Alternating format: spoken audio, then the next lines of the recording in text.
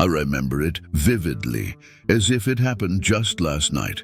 It was one of those cold, sleepless evenings where the silence of the night weighed heavily on my shoulders, and the only thing keeping me company was the dim glow of my laptop screen. I was scrolling through Reddit, lost in the endless maze of threads and discussions, when I stumbled upon a forum I had never seen before. It was buried deep in the dark corners of the internet, a place where people shared their most unsettling experiences, stories that were too bizarre, too terrifying to be believed. The title of the post that caught my eye was simple yet ominous. Whatever you do, don't investigate this. The curiosity got the better of me.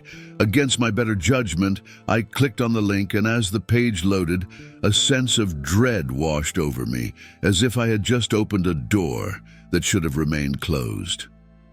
The post was written by someone who called themselves the Unfortunate One, and it detailed an encounter that was more than just unsettling.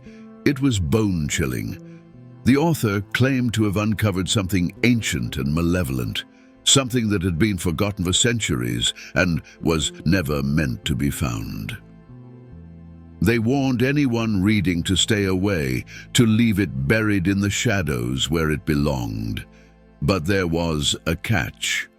Once you started reading, you couldn't stop. It was like a curse that latched onto you, dragging you deeper into its depths with every word. As I continued reading, the atmosphere in my room seemed to change. The air grew heavier, and the shadows in the corners seemed to stretch and shift, as if something was watching me, waiting for the right moment to strike. The story described how the author had been drawn to a particular place, an abandoned house on the outskirts of a forgotten town, where strange things were said to happen. The locals avoided it, whispering about it in hushed tones, saying that those who dared to enter were never the same again, if they returned at all. The more I read, the more my skepticism began to waver. The vivid descriptions of the house, with its rotting walls and the unsettling stillness that clung to the air like a shroud, were so detailed, so real, that it was hard to dismiss them as mere fiction. The author claimed that the house was alive, that it fed on fear and despair, and that once it had you in its grasp, it would never let go. They spoke of doors that led to nowhere, mirrors that reflected things that shouldn't exist, and whispers that echoed through the empty halls, telling you things you didn't want to hear, things about yourself, your deepest fears, your darkest secrets. By the time I reached the end of the post, I was completely engrossed. The final lines sent a chill down my spine. If you're reading this, it's too late. It knows you now. You can't hide from it. You can't escape it. Whatever you do, don't go looking for it, because it's already looking for you. I leaned back in my chair, my heart pounding in my chest. It was just a story, I told myself, a well-crafted piece of fiction meant to scare people. But there was something about it, something that felt too real, too personal. I couldn't shake the feeling that by reading it, I had crossed some invisible line, and that whatever was lurking in that house was now aware of me. The shadows in my room seemed darker, the silence more oppressive. I tried to laugh it off, to dismiss it as nothing more than a ghost story, but deep down, I couldn't help but wonder, what if it wasn't? That night, as I lay in bed, sleep eluded me. Every creak of the floorboards, every whisper of the wind outside my window seemed amplified, charged with a sinister intent. My mind kept drifting back to the post, to the warnings I had ignored. And then, just as I was about to drift off, I heard it. A faint, almost imperceptible sound, like someone whispering my name from the darkness. My eyes snapped open, and my breath caught in my throat. I stared into the black void of my room, heart racing. But there was nothing there. Nothing. except the growing certainty that I wasn't alone. In that moment, I realized something had changed. The darkness wasn't just an absence of light, it was a presence, cold and malevolent, creeping closer with every heartbeat. I tried to tell myself it was all in my head, that I was just spooked by the story, but no amount of logic could banish the fear that had taken root in my mind. It was a fear that went beyond rational thought, a primal terror that whispered of things best left undisturbed, and then, just as suddenly as it had begun, the feeling was gone, leaving me in the oppressive silence of my room. I didn't sleep that night. How could I, when I knew that whatever I had read had followed me home? As I sat there, staring at the screen, my mind raced with the implications of what I had just read. The story had wormed its way into my thoughts, and no matter how much I tried to shake it off, it clung to me like a dark shadow. I couldn't help but wonder about the person who had written it, the so-called the unfortunate one. Who were they? What had they really experienced?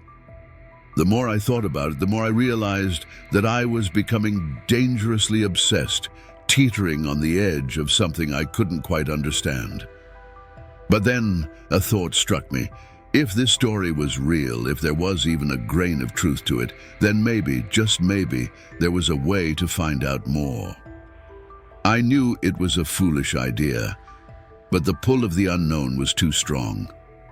However, I also knew that if I was going to dig deeper, I couldn't do it recklessly. I needed to be cautious, to protect myself in whatever way I could. The first step was to change the names. As I sat there in the dim light of my room, I began to edit the details of the story. I took the names mentioned in the post, the people, the places, even the house itself, and altered them, creating new identities to shield myself from whatever malevolent force might be lurking behind the screen. It felt like a small act of defiance, a way to assert control over a situation that was rapidly slipping out of my grasp. The original author had mentioned a man named Daniel, who had supposedly been the first to uncover the house's secret. According to the post, Daniel had been a local historian with a penchant for exploring old, forgotten places. He was described as methodical, logical, and skeptical, traits that had ultimately led him to his doom. But as I replaced his name with Michael, I couldn't shake the feeling that I was tampering with something I shouldn't be. I knew that names carried power, and by changing them, I was trying to distance myself from the events described, to create a buffer between me and the terror that lay hidden in the shadows. Next, I altered the name of the house. In the original post, it was called Hawthorne Manor, a name that sent a shiver down my spine every time I read it. The author had described it as a place steeped in darkness, with a history that was as twisted as the gnarled trees that surrounded it. But I changed it to Blackwood House, hoping that by doing so, I could somehow lessen the house's grip on my imagination. As I typed the new name, I couldn't help but feel a cold breeze brush against the back of my neck, as if something was watching me, displeased with the changes I was making. But the most unnerving alteration was the name of the author themselves. The unfortunate one had an eerie, almost prophetic ring to it, and I knew that by changing it, I was tampering with something far beyond my understanding. I replaced it with The Lost Witness, a name that still carried an air of mystery, but one that felt less ominous. At least, that's what I told myself. As soon as I made the change, a feeling of dread settled over me, as if I had just crossed a line that couldn't be uncrossed. With each alteration, I felt a growing sense of unease, as if the very act of changing these names was drawing me deeper into the story's dark web. It was as if the more I tried to protect myself, the more entangled I became. The room around me seemed to grow colder, the shadows more pronounced, as if they were closing in on me. Every creak of the floorboards, every rustle of the wind outside felt like a whisper of something ancient and malevolent inching closer, feeding off my fear. I finished the edits, my hands trembling as I saved the document. The new version of the story stared back at me from the screen, the altered names glaring like wounds in the narrative. But even as I tried to convince myself that I'd taken a necessary precaution, I couldn't shake the feeling that I'd only made things worse. The names might have been changed, but the essence of the story remained the same, a tale of terror that had now been given new life, with me at its center. It was then that I heard it, a faint, almost imperceptible knock at the door. My heart leapt into my throat, and for a moment, I was paralyzed with fear. The knock came again, louder this time, more insistent. I turned slowly, my eyes wide with terror, staring at the door as if it might burst open at any second. My mind raced with possibilities. Who could it be at this hour? What could they want? But deep down, I already knew the answer. As I stood up, my legs shaky, I forced myself to move towards the door. The air was thick with tension, every step I took echoing in the silence of the night. When I finally reached the door, I hesitated, my hand hovering over the doorknob. The knock came again, sharper, more impatient, as if whatever was on the other side was growing tired of waiting. With a deep breath, I steeled myself and opened the door. But there was nothing there, just the cold, empty hallway, stretching out before me like a void. No one was there. Yet the feeling of being watched, of being pursued, was stronger than ever. I quickly closed the door, locking it behind me, and backed away, my heart pounding in my chest. I returned to my computer, but the screen had gone black. I tapped the keyboard, but nothing happened. The computer was off, and when I tried to turn it back on, it refused to respond. Panic surged through me. Was this a sign? Had I triggered something by changing the names? I felt as if I was losing control, as if the darkness I had tried to escape was now closing in on me from all sides.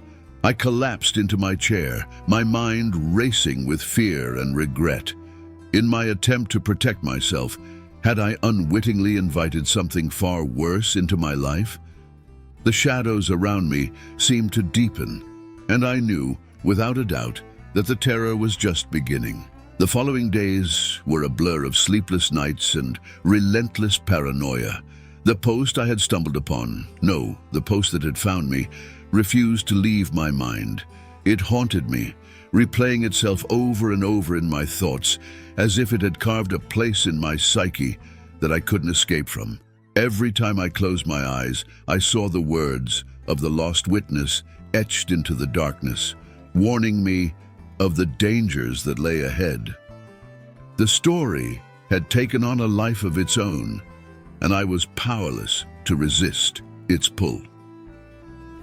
But the real terror began when I decided to investigate further. Driven by a mixture of curiosity and dread, I returned to the forum where it all started. The post was still there, unchanged, but now it seemed to be staring back at me, daring me to go deeper.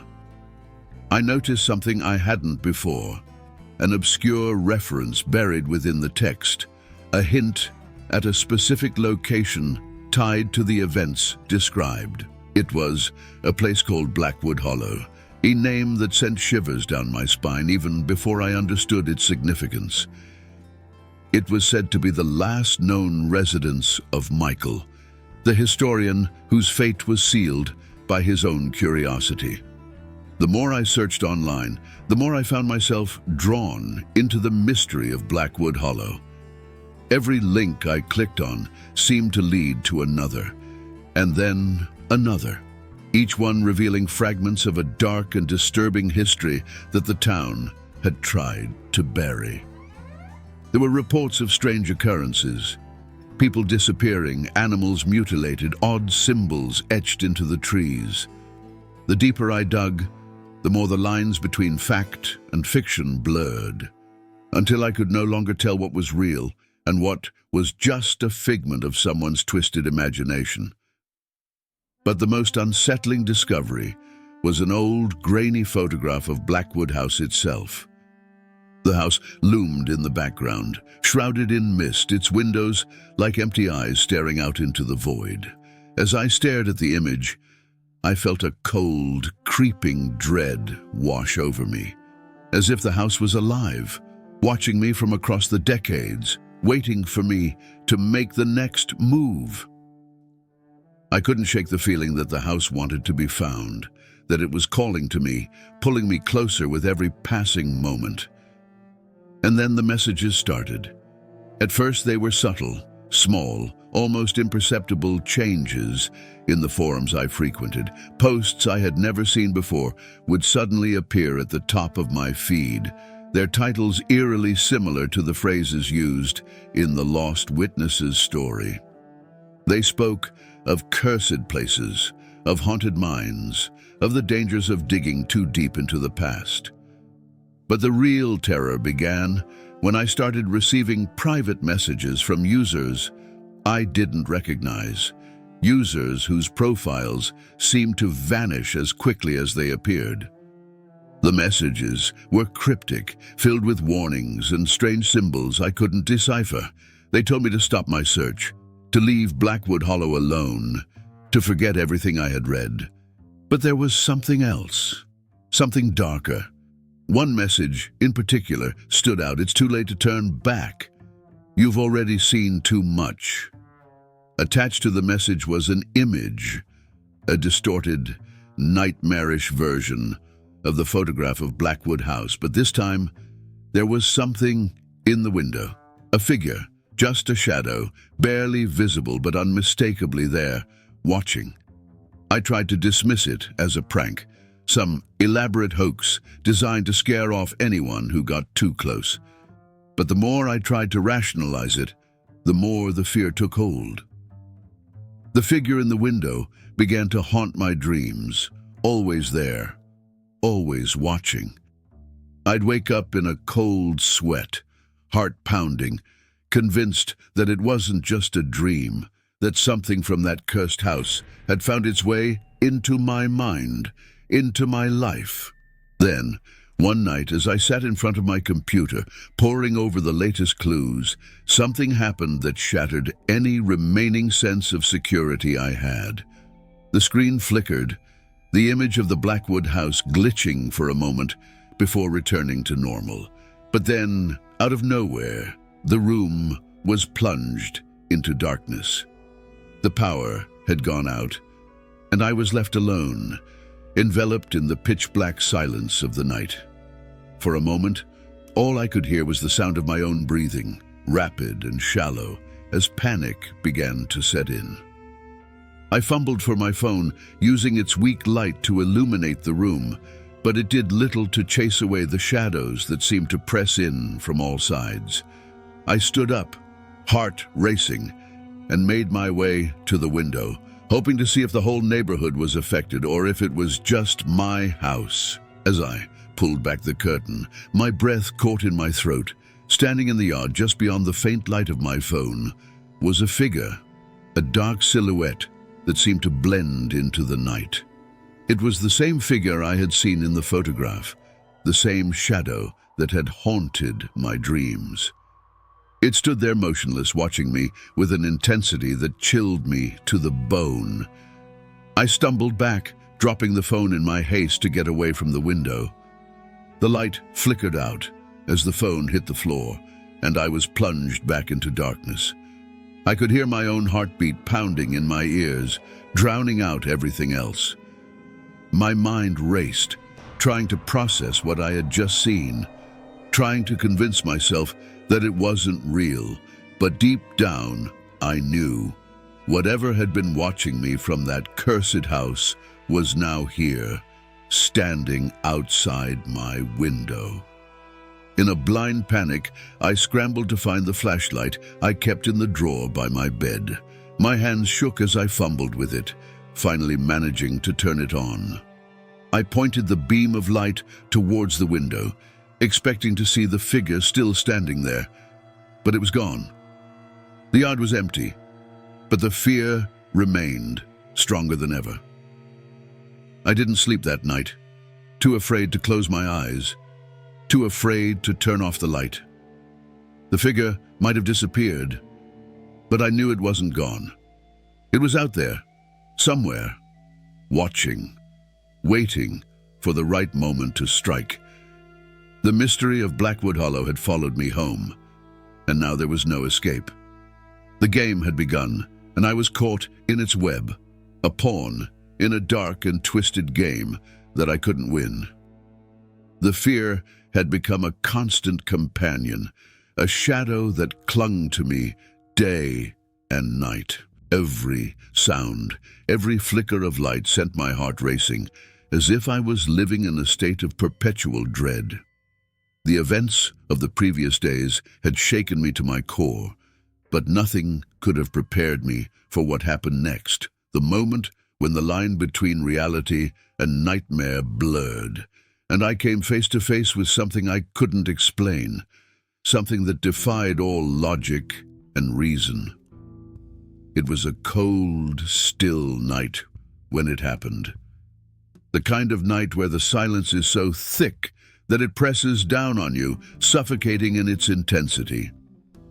I had been lying in bed, staring at the ceiling, unable to sleep. My mind was racing with thoughts of Blackwood Hollow, of the figure I had seen outside my window, of the ominous messages that had invaded my life. I tried to convince myself that it was all just an elaborate hoax, that someone was playing a cruel joke on me. But deep down, I knew the truth. Whatever I had stumbled upon was far more sinister than I could comprehend. As I lay there, my eyes began to grow heavy, the exhaustion finally catching up with me. Just as I was about to drift off, I heard it. A faint, almost imperceptible sound coming from the corner of the room. It was like a whisper, just at the edge of my hearing, so soft that I wasn't sure if I was imagining it. I held my breath, straining to listen, but the sound was gone. I tried to shake it off, telling myself it was just my mind playing tricks on me, but the unease in my gut told me otherwise. And then I heard it again, this time clearer, more distinct. A voice, low and raspy, as if it was struggling to speak, barely more than a breath. My heart pounded in my chest as I slowly turned my head towards the source of the sound. The room was dark, the shadows deep and impenetrable, but I could feel it. Something was there, lurking just out of sight, watching me with a malevolent intent. The air grew colder, the temperature dropping so suddenly that I could see my breath misting in the air. The voice came again, this time closer, as if whatever it was had moved, creeping towards me in the darkness. The words were unintelligible, a guttural whisper that sent a shiver down my spine. I wanted to move, to reach for the light, but I was frozen in place, paralyzed by a fear so intense that it felt like my entire body had turned to stone. I could only lie there, my eyes wide with terror, as the presence drew nearer. Suddenly, the bed shifted. It was a small, almost imperceptible movement, but enough to send my heart into overdrive. The mattress sank slightly, as if someone or something had sat down beside me. I could feel the weight pressing down, the bed dipping under the strain, and the realization hit me like a punch to the gut. I wasn't alone. Something was in the room with me, something I couldn't see, but could feel. Its presence heavy and oppressive. I wanted to scream, to bolt out of the bed and run, but my voice was caught in my throat, my body refusing to obey. The whispering grew louder, more insistent, the words still unintelligible but filled with a sense of urgency, as if it was trying to tell me something, to warn me of a danger that I couldn't escape. The air around me felt thick, like I was drowning in it, every breath a struggle. And then, the cold touch of a hand on my arm. It was so sudden, so unexpected, that I almost leapt out of my skin. The hand was icy, the touch feather-light, but it sent a jolt of terror through me that was unlike anything I had ever felt. The fingers were long and thin, the grip gentle but unyielding, as if it was testing my resolve, daring me to react. I could feel the chill spreading from where it touched me, seeping into my bones, freezing me from the inside out. The whispers stopped, replaced by a low, ominous hum that seemed to vibrate through the entire room. The shadows around me deepened, the darkness growing thicker, more tangible, as if it was alive, closing in on me from all sides. I tried to pull my arm away, but the grip tightened, the hand holding me in place with a strength that belied its fragile appearance. And then, from the corner of my eye, I saw it. A figure, barely visible in the darkness, standing at the foot of my bed. It was tall and thin, its outline distorted like a shadow that had been stretched and twisted into a grotesque form. The face was hidden in the gloom, but I could feel its eyes on me, cold and unblinking, drilling into me with a gaze that felt like it could see right through my soul. The hum grew louder, more intense, as if the very air was vibrating with malevolence. The figure didn't move, didn't speak, but the message was clear. I was not welcome here. Whatever it was, it had been waiting for me, watching, biding its time, and now it had me right where it wanted. I could feel the weight of its presence, pressing down on me, suffocating, as the hand on my arm tightened its grip, cold fingers digging into my flesh. In that moment, I knew I'd made a terrible mistake. I'd opened a door that was never meant to be opened, crossed a threshold that had been sealed for a reason. The figure was a guardian of that door, a sentinel of the darkness that lay beyond it. It had come to reclaim what was rightfully its own. Me. With a surge of desperation, I forced myself to move, wrenching my arm free from the icy grip and bolting upright in bed. My hand shot out to the lamp on the bedside table, fingers fumbling for the switch. The light flicked on, flooding the room with a warm, yellow glow that banished the shadows to the corners. The figure was gone, vanished as if it had never been there. But the cold lingered, a reminder of its presence. I sat there breathing hard, my heart racing, as the room slowly returned to normal. But the fear didn't fade. It had taken root deep inside me, a constant, gnawing dread that wouldn't let go. I knew then that this was only the beginning, that whatever I had unleashed was far from done with me. The whispers, the cold touch, the figure, they were all part of a larger game, a dark and twisted game that I was now a part of. And the worst part was, I had no idea what the rules were, or how to escape. All I knew was that the darkness had found me, and it wasn't going to let go. The night of my first encounter with the supernatural left me shaken to my core, but it was only the beginning. As the days passed, the terror that had gripped me that night began to weave itself into every aspect of my life, growing stronger, more insidious. With each passing hour, the figure that had appeared at the foot of my bed seemed to have opened a floodgate, and now the darkness I had once dismissed as mere superstition was spilling over into my reality, poisoning every corner of my existence. It started with the feeling of being watched. At first it was subtle, a prickling sensation on the back of my neck, the unsettling awareness that I wasn't alone, even when I was sure I was. I would catch glimpses of movement out of the corner of my eye, shadows that didn't belong, flickering just at the edge of my vision. But every time I turned to look, there was nothing there, just empty space. Yet the feeling persisted, gnawing at my nerves, fraying the edges of my sanity. Then came the voices, They were faint at first, like whispers carried on the wind, barely audible, but impossible to ignore. They would come at odd moments, when I was alone in the house late at night, or when I was lost in thought, distracted.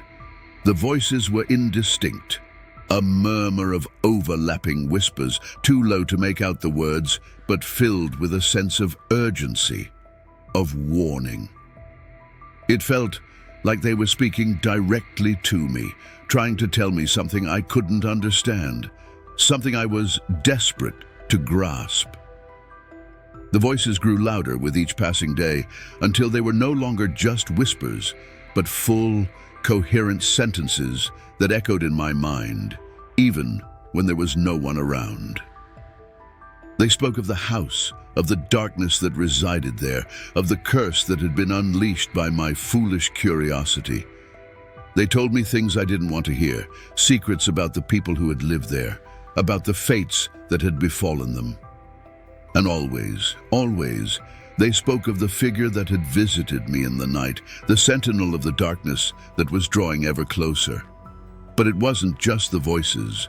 The house itself seemed to come alive around me, as if it was feeding off my fear, growing stronger with every shiver of terror that coursed through me. The walls creaked and groaned, as if something was moving behind them, something that was trying to break free. Objects in my home began to shift, subtly at first. A book moved from one shelf to another, a door that I was sure I had closed now standing ajar. But soon, the disturbances became impossible to ignore. Furniture would be out of place when I returned home. Lights would flicker on and off, and the temperature would drop suddenly, leaving my breath misting in the air, even in the middle of the day. One night, as I sat in my living room trying to distract myself with a movie, the television screen suddenly flickered, the image distorting into static. I reached for the remote, thinking it was just a technical glitch, but then the static began to form shapes, twisting, writhing figures that seemed to reach out from the screen, their mouths open in silent screams.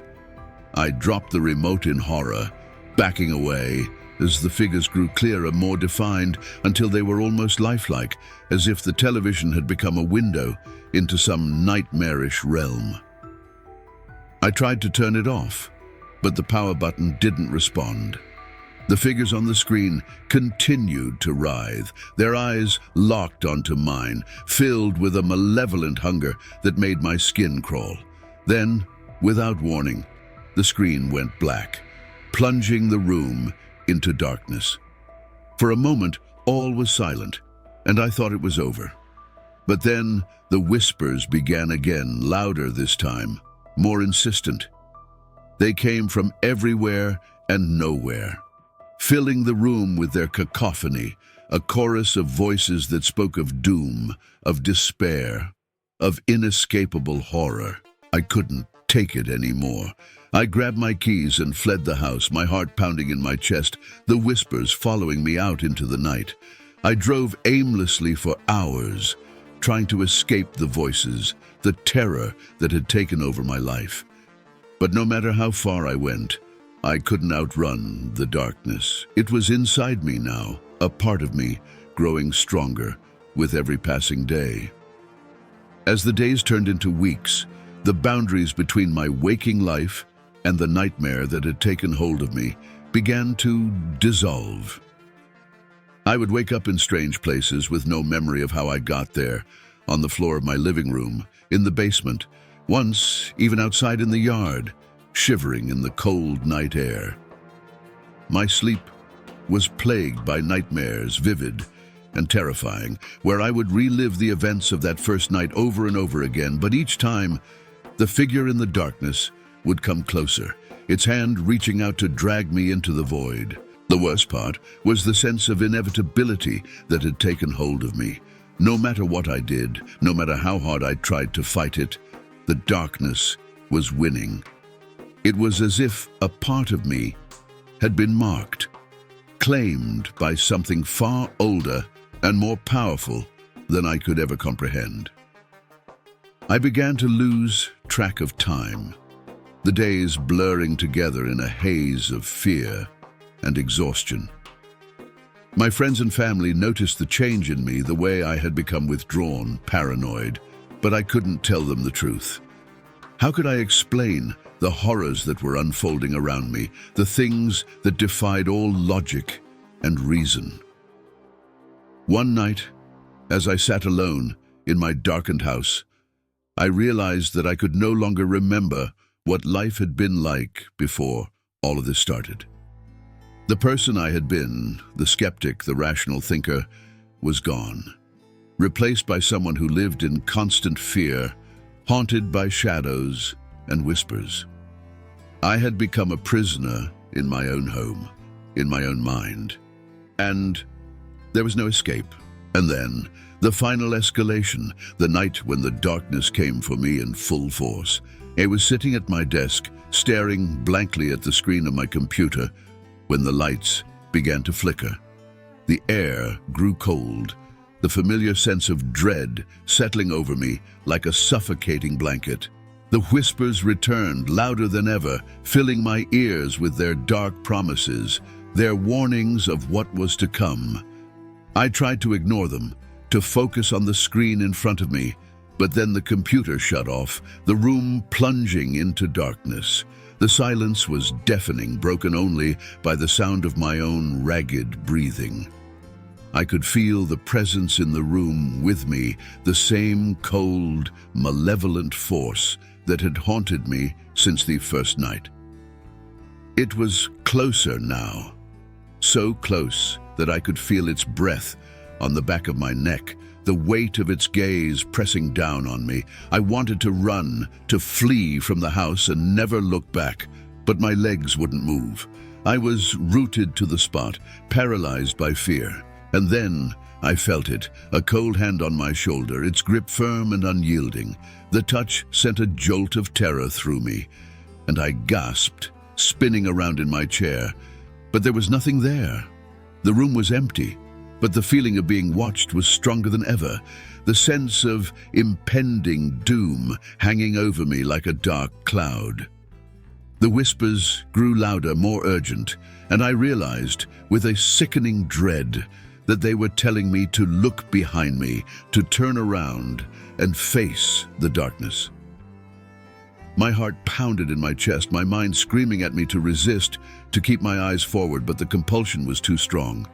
Slowly, I turned my head, my eyes widening in horror as I saw the shadowy figure standing in the doorway, its form barely distinguishable from the darkness around it.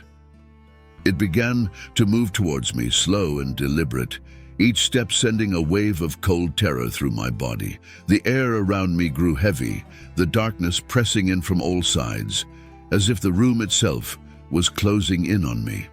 The figure drew closer, its outline becoming clearer, more defined, until it was standing right in front of me, its face still hidden in shadow.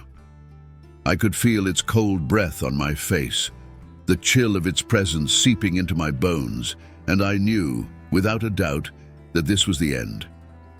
The darkness had won. The figure reached out, its hands slowly closing around my throat, its grip tightening with every passing second. I tried to scream, to fight, but my voice was gone, my strength drained.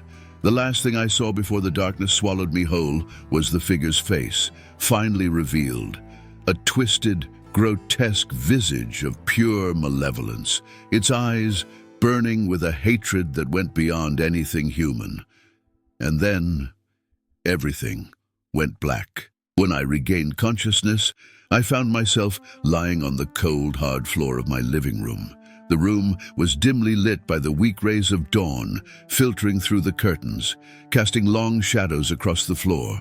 My body ached, as if I had been through a physical ordeal, and my throat felt raw, as though I had been screaming for hours. But the most unsettling thing was the silence. It was oppressive, almost suffocating, as if the house itself was holding its breath, waiting for something to happen. I forced myself to sit up, my head spinning from the effort. The memories of the previous night were hazy, like fragments of a nightmare that refused to coalesce into a coherent whole. But one thing was clear: the figure, the darkness, the cold hand around my throat.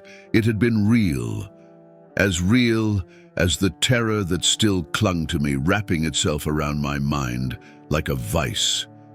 As I struggled to make sense of what had happened, I noticed something out of place: a piece of paper lying on the floor next to me. It was old, yellowed with age, and covered in strange symbols and cryptic writing. My hands trembled as I picked it up, the paper crackling under my touch. The writing was unfamiliar, the language ancient, but there was something about it that struck a chord deep within me, as if I had seen it before in some distant, forgotten memory. I stared at the symbols, trying to decipher their meaning, but the harder I looked, the more they seemed to shift and change, as if they were alive, writhing on the page like a nest of snakes. And then, as if a veil had been lifted, the meaning became clear, flooding my mind with a revelation so horrifying that it left me gasping for breath. The paper was a contract, a pact, written in blood and sealed with the names of those who had signed it. The language was arcane, but the intent was clear. The house, Blackwood Hollow, was cursed, its foundations steeped in dark rituals and blood sacrifices. The spirits that haunted it were not merely lost souls. They were bound to the house, trapped in a cycle of torment that could never end. And the figure I had seen, the one that had haunted my nights, was their master, the keeper of the pact, the enforcer of its terrible terms. But what chilled me to the bone was the realization that my name was among those listed on the contract. The writing was ancient, yet there it was, clear as day, my name, written in the same dark ink as if it had been there for centuries, waiting for the moment when I would cross the threshold and seal my fate. I dropped the paper in horror, the weight of the revelation crashing down on me like a tidal wave. It wasn't just a story. It wasn't just a haunted house. I had been chosen, marked by the darkness long before I had ever set foot in Blackwood Hollow. The house had called to me, drawn me in, and now I was bound to it, just like the others. The pact was eternal, unbreakable, and now that I'd seen the truth, there was no escaping it. But the revelations didn't stop there. The more I thought about it, the more the pieces began to fall into place, each one more horrifying than the last. The whispers, the voices that had plagued me, they weren't random. They were the voices of those who had come before me, the souls trapped by the pact, trying to warn me, trying to guide me to the truth before it was too late. But I had ignored them, dismissed them as mere hallucinations, and now I was paying the price. And then there was the figure, the sentinel of the house, the keeper of the curse. It wasn't just a ghost or a spirit. It was something far older, far more malevolent, a demon, bound to the house by the same pact, feeding on the fear and suffering of those who dared to enter. It had been watching me from the moment I arrived, waiting for the right moment to claim me as its own. And now that it had me, there was no escape. I stumbled to my feet, my mind racing with the horror of what I had uncovered. The room seemed to spin around me, the walls closing in as the full weight of the curse pressed down on my soul. I had to get out, had to escape the house before it was too late. But deep down, I knew the truth. There was no running from this. The house had claimed me, and the darkness would follow me wherever I went. As I staggered towards the door, desperate to flee, I heard it again, the low, ominous hum that had accompanied the figure's approach the night before. It filled the room, vibrating through the air, growing louder with each passing second. The shadows in the room seemed to come alive, shifting and twisting, as if something was moving within them, something that was watching me, waiting for the right moment to strike. I reached for the door, my hand trembling as I grasped the doorknob, But before I could turn it, the door slammed shut with a deafening bang, the force of it sending me stumbling backwards. The hum grew louder, more intense, until it was all I could hear, drowning out my thoughts, my fear, everything except the overwhelming presence that was now in the room with me. I turned slowly, my heart pounding in my chest, and there it was, the figure standing in the center of the room, its form more defined than ever before. The shadows clung to it like a shroud, its face hidden in darkness, but its eyes, those burning, malevolent eyes, pierced through the gloom, locking onto mine with an intensity that made my blood run cold. And then it spoke. The voice was low, guttural, filled with a malice that shook me to my core. It spoke in a language I couldn't understand, the words ancient and twisted, but the intent was clear. It was the voice of the pact, the voice of the curse, and it was telling me that my time had come. I had uncovered the truth, and now I would pay the price. The figure raised its hand, the same hand that had gripped my throat the night before, and pointed at me, its eyes burning with an unholy fire. The room seemed to warp around me, the walls closing in, the floor shifting beneath my feet. The hum reached a fever pitch, vibrating through my bones, and I could feel the darkness pressing in from all sides, suffocating, crushing. The figure began to move towards me, slow and deliberate, its hand still outstretched, and I knew that this was it. This was the end. But just as it was about to reach me, something changed.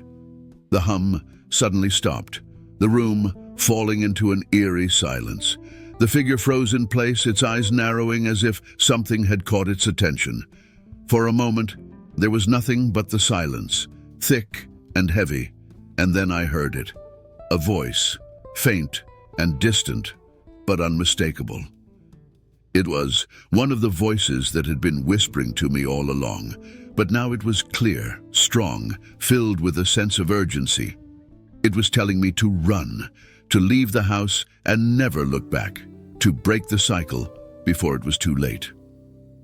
The figure turned its head, its gaze shifting towards the source of the voice, and in that moment, I knew I had a chance, a slim, desperate chance to escape. Without thinking, I bolted for the door, my heart pounding in my chest as I flung it open and raced out into the hallway. The house seemed to shudder around me, the walls groaning as if they were alive, trying to hold me back. But I didn't stop. I ran down the stairs, the sound of my footsteps echoing in the empty house, the figure's voice echoing in my mind, growing fainter with each step I took. I burst through the front door and into the cold morning air, gasping for breath as I stumbled out onto the lawn. The house loomed behind me, dark and foreboding, but I didn't stop to look back. I kept running down the driveway, out into the street, as far away from that cursed place as I could get. But even as I ran, I knew the truth. The house had let me go, but it wasn't over. The pact was still in place, the curse still active, and the darkness was still out there, waiting, watching. I had uncovered the truth, but the revelations had come too late. I was marked, and no matter where I went, no matter how far I ran, the darkness would find me again. And the next time I knew, there would be no escape. For days, I tried to convince myself that I had escaped. I fled as far as I could, putting miles between me and Blackwood Hollow, hoping that distance would sever the bond that the house had forged with my soul. But no matter how far I ran, I could never outrun the dread that clung to me like a second skin. The sense of inevitability gnawed at me, a constant reminder that my escape had been nothing more than a temporary reprieve. The darkness was still out there, biding its time, and I knew Deep down, I knew it would come for me again. It began subtly, as if the darkness was toying with me, reminding me that I was never truly free. I would see shadows moving just beyond my vision, catch whispers in the wind that weren't really there. My nights were plagued by nightmares, visions of the figure from the house, its burning eyes searing into my soul as it whispered in that twisted, guttural language I could never understand. But the worst part was the waiting, the knowledge that the final confrontation was drawing near, and there was nothing I could do to stop it. And then, one night, it happened. I had rented a small cabin in the woods, far from any town or city, hoping that isolation would offer some protection. The cabin was old, but sturdy, its thick wooden walls offering a sense of security that I desperately clung to. But as the sun dipped below the horizon, casting the forest in deep shadows, I felt the familiar chill of fear settle over me. The darkness was coming. I could feel it. I tried to stay awake, tried to keep the lights on, but exhaustion finally claimed me, and I drifted into a fitful sleep. It wasn't long before the nightmares returned, more vivid and terrifying than ever before. In my dream, I was back at Blackwood Hollow, standing in the doorway of the cursed house, the air thick with the stench of decay. The house was alive, its walls pulsing with a dark energy that thrummed through the ground beneath my feet. The figure was there too, standing in the shadows, its eyes fixed on me with an intensity that made my blood run cold. I tried to move, to turn and flee, but my feet were rooted to the ground as if the house itself was holding me in place. The figure began to move towards me, its form shifting and warping as it closed the distance. The air grew thick, the pressure building until I could barely breathe. And then the figure was upon me, its cold hand closing around my throat, squeezing the life out of me. I woke with a start, gasping for air, my heart hammering in my chest. The cabin was dark, the only light coming from the pale moon filtering through the trees outside. I sat up, trying to shake off the remnants of the nightmare, but the sense of dread lingered, heavy and suffocating, and then I heard it. A soft, almost imperceptible sound, like the rustling of leaves or the creak of old wood. I froze, my breath catching in my throat. The sound came again, louder this time, more distinct, the sound of footsteps on the porch outside. My mind raced, every muscle in my body tensing with fear. It couldn't be real. It was just another nightmare, a figment of my exhausted mind. But the footsteps continued, slow and deliberate, growing closer with each passing second. The door to the cabin creaked, the sound echoing in the silence, and my heart leapt into my throat. I wanted to run, to hide, but there was nowhere to go. The darkness had found me, and there was no escape. The footsteps reached the door, and then, with a slow, deliberate motion, the door began to open.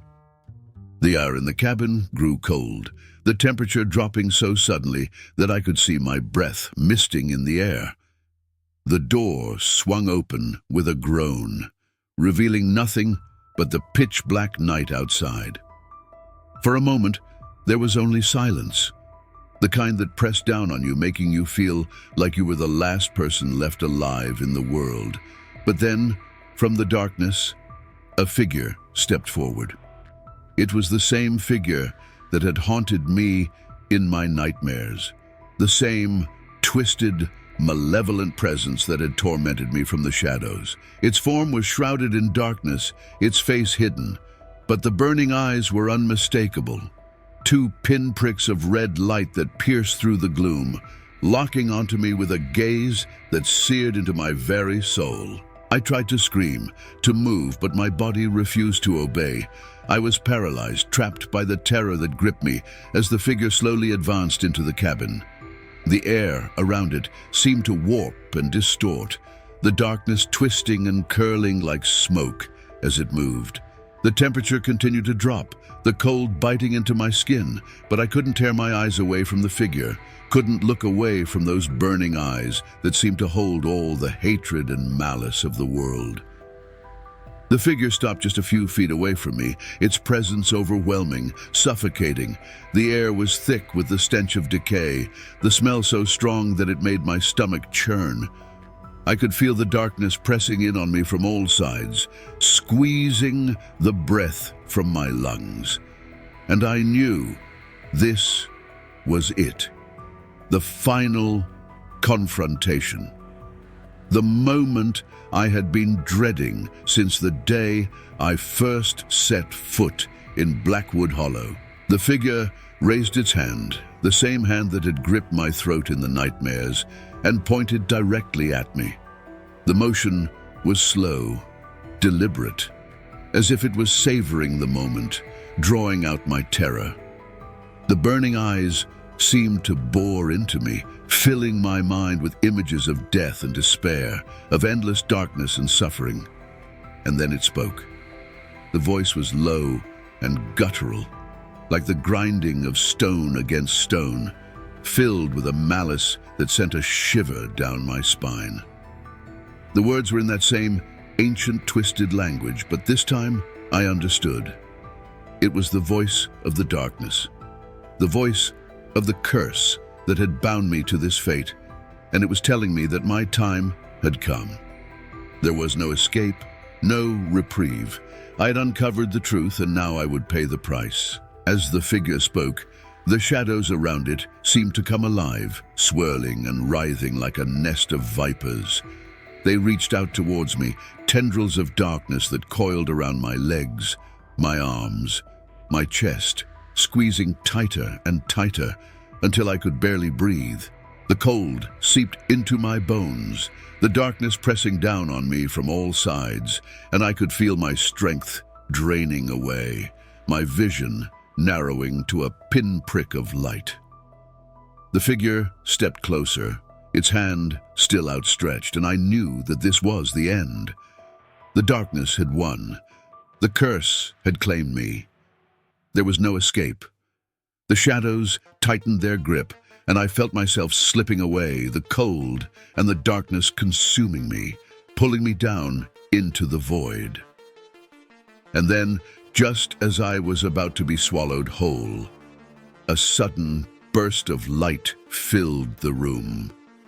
It was blinding, searing through the darkness like a blade, and for a moment the figure recoiled, its form flickering as if it was struggling to maintain its hold.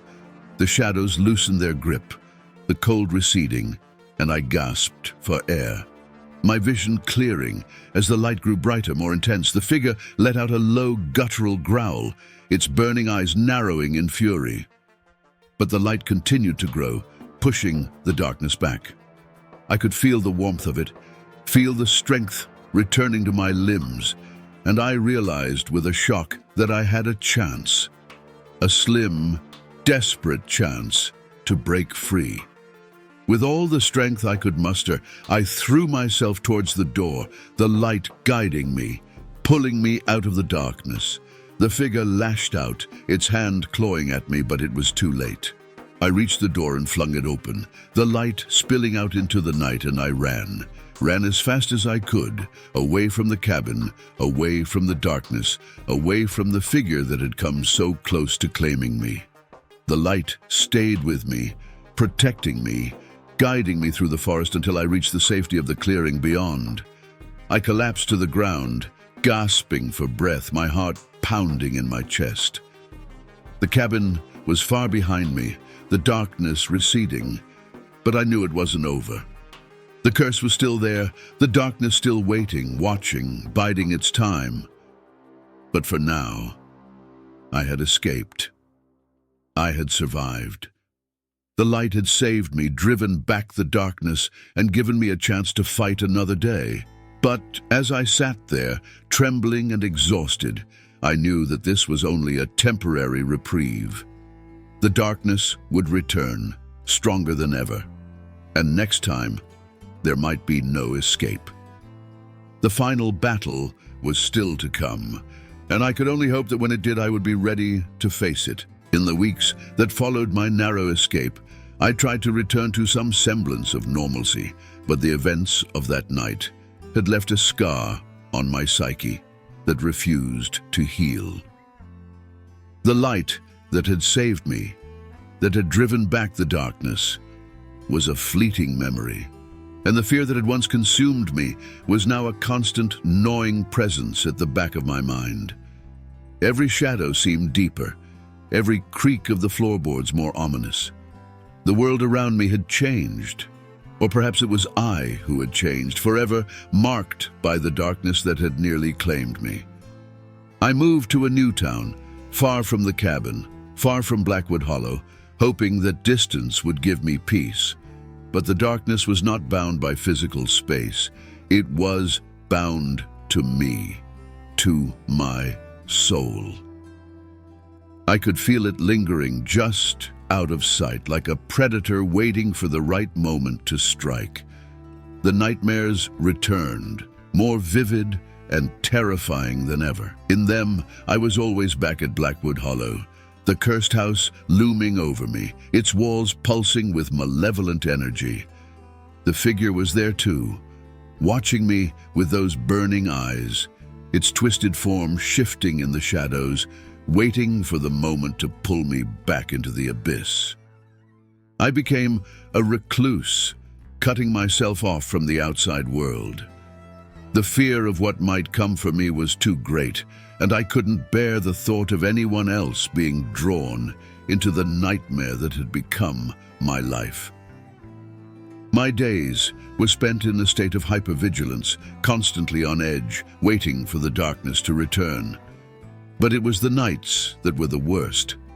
Nights when the house would creak and groan as if something was moving through it. Nights when I could feel the cold breath of the figure on the back of my neck, even though I was alone in the room. And then, one night it happened. I was lying in bed, the darkness pressing in on me from all sides, when I heard it. The familiar, low hum that had heralded the figure's arrival before. My heart skipped a beat, my breath catching in my throat as I sat up, straining to listen. The hum grew louder, vibrating through the walls, and I knew, without a doubt, that the darkness had returned. But this time, there was something different about it, something more insidious, more powerful. I reached for the light, but the moment my fingers touched the switch, the room was plunged into pitch-black darkness. The light bulb shattered, plunging me into an abyss so complete that it felt like the darkness had swallowed me whole. The hum grew louder, more intense, until it was all I could hear, drowning out my thoughts, my fear, everything but the overwhelming sense of dread that consumed me. And then, out of the darkness, I heard the voice. It was the same low, guttural voice that had haunted me in the cabin, but this time it was clearer, more distinct. The words were in that ancient, twisted language, but somehow I understood them perfectly. The voice was telling me that the time had come, that the darkness had waited long enough, and now it was ready to claim what was rightfully its own, me. The air around me grew colder, the temperature dropping so rapidly that my breath misted in the air. I could feel the presence of the figure in the room with me, its malevolent energy pressing down on me, suffocating in its intensity. The darkness seemed to pulse with life, the shadows shifting and writhing as if something was moving through them, something that was drawing closer with each passing second. And then I saw it, the figure, emerging from the shadows, its form more defined, more solid than ever before. It was no longer just a shadowy silhouette. It was real, tangible, and its presence filled the room with an oppressive weight that made it hard to breathe. The burning eyes locked onto mine, filled with an unholy fire that seared into my soul, and I knew that this was the end. There was no light to save me this time, no escape. The darkness had come to claim me, and there was nothing I could do to stop it. The figure moved closer, slow and deliberate, each step echoing in the silence, like the tolling of a death knell. The air grew colder, the darkness thicker, until it felt like the room itself was closing in on me, squeezing the life out of me. The figure reached out, its hand closing around my throat, and I felt the cold grip of death tightening around me, squeezing until I could no longer breathe. In that moment, I saw the truth, the horrible, inescapable truth. The darkness had never been just a presence, a malevolent force. It was a part of me, something that had been buried deep within my soul, waiting for the right moment to emerge. The figure wasn't just a specter from Blackwood Hollow. It was me, the manifestation of all my fears, my guilt, my darkest impulses. I had been running from myself, from the darkness that had always been inside me, and now it had finally caught up. The room seemed to spin around me, the darkness closing in, and I could feel myself slipping away, the life draining from my body. But just as the final darkness began to consume me, I heard something, a distant sound, faint but growing louder, cutting through the oppressive silence like a knife. It was a voice, familiar and comforting, but I couldn't place where I had heard it before. The figure's grip loosened, and for a brief moment, the darkness receded, giving me just enough space to breathe. The voice grew louder, more insistent, and I realized with a shock that it was my own voice, my real voice, the part of me that had been buried beneath the fear, the darkness, all this time. It was telling me to fight, to resist, to not give in to the darkness. With every ounce of strength I had left, I forced myself to move, to push back against the figure's grip. The darkness writhed and twisted around me, the shadows lashing out like living creatures, but I kept pushing, kept fighting. The light was faint, just a flicker in the distance, but it was there, and I reached for it, pulling myself towards it with everything I had. The figure's grip tightened, its eyes burning with fury, but I didn't stop. The light grew brighter, stronger, pushing back the darkness, and for the first time, I saw the figure's face clearly. It was a twisted reflection of my own, distorted and grotesque, but unmistakably me. The realization hit me like a physical blow, and with it came a surge of anger, of determination. This was my fight, my battle, and I wasn't going to lose. With a final, desperate effort, I broke free from the figure's grasp, the light exploding around me in a blinding flash. The darkness screamed, writhing and thrashing as the light consumed it, burning it away until there was nothing left but the cold, empty silence of the room. I collapsed to the floor, gasping for breath, the light still shining brightly around me, holding the darkness at bay. Så till this Ulandstinsten. Mitt